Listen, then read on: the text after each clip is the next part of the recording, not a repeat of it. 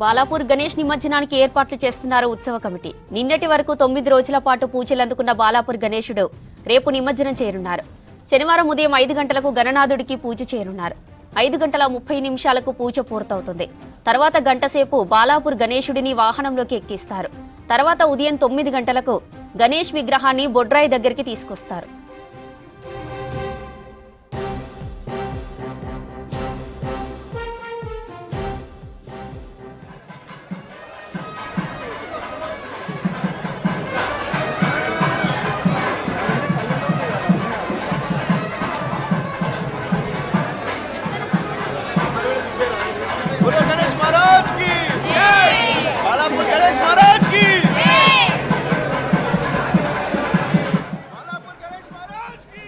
ఉదయం 9:30 వేలం ప్రక్రియ మొదలు కానుంది.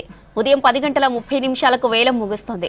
తర్వాత గణనాథుడిని ట్రక్కులోకి ఎక్కించనున్నారు. ఉదయం 11 గంటలకు చాంద్రయానగుట్ట మీదుగా బాలాపూర్ గణనాథుడి శోభాయాత్ర ప్రారంభమవుతుంది. రాత్రి 11 గంటలలోపు గణేశుడిని నిమజ్జనం చేయనున్నారు.